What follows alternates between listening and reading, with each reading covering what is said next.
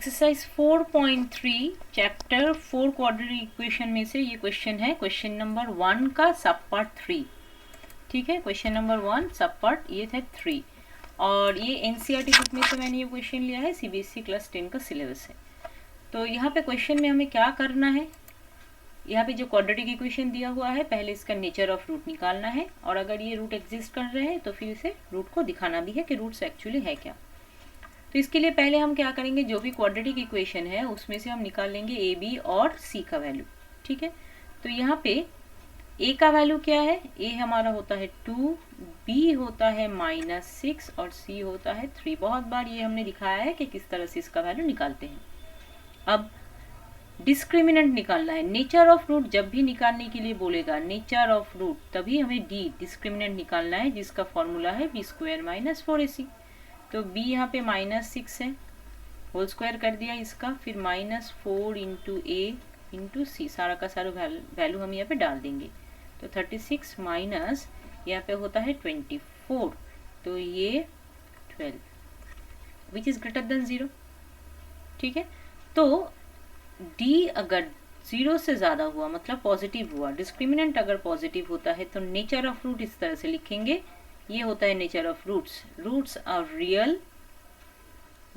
Real and unequal. ये पहले हमको लिख लेना होगा, अनइक्वल लिखा नहीं है, अनइक्वल।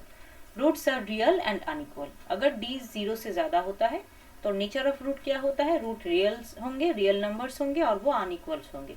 ये हमारा पहला हो गया nature of root, first question.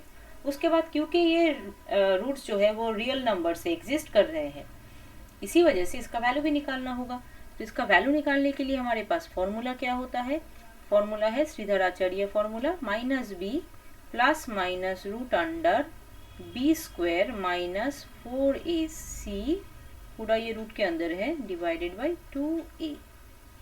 Value डाल लेते हैं अब, माइनस b का वैल्यू क्या है -6 प्लस माइनस रूट के अंदर बी स्क्वायर माइनस 4ac, जो हम लोगों ने ऑलरेडी निकाल लिया है यहाँ पे 12, 12 डाल देंगे, बाई 2 इंटू ए का वैल्यू क्या है 2, तो ये हो गया 6 प्लस माइनस, अभी है √12। √12 का वैल्यू क्या होता है, तो पहले हम 12 का प्राइम फैक्टराइजेशन कर लेंगे। बेसिकली ये 2√3 होगा, एक मिनट, बेसिकली ये 2√3 होने वाले हैं, बट हम देख लेते हैं, इस तरह से करेंगे।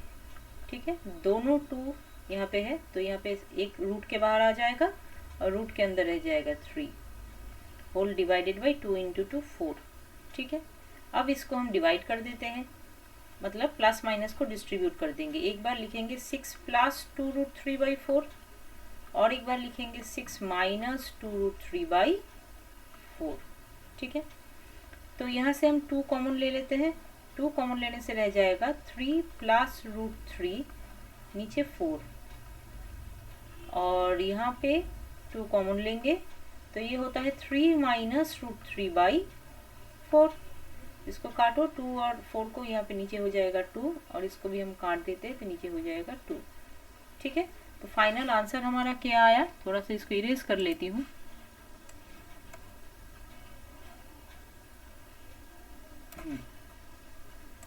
तो फाइनल आंसर हमारा यहाँ पे क्या आया, x का 2 वैल्यू हमारा आ चुका है।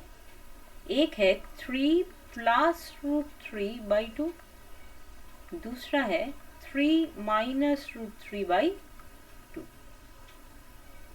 ठीक है, तो हम लोगों ने जहाँ पे ये वाला पार्ट लिखा था, नेचर ऑफ रूट लिखा था, ये सेक्शन, यहाँ पे हम लोगों ने क्या लिखा था, यहाँ पे हम लोगों ने लिखा था कि रूट्स हमारा रियल है, रियल नंबर होंगे और अनइक्वल होंगे।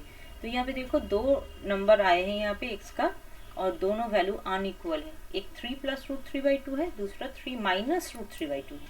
ठीक है, तो इस तरह से हम नेचर ऑफ रूट निकालते हैं और उसके हिसाब से रूट का वैल्यूज भी हम निकाल सकते हैं।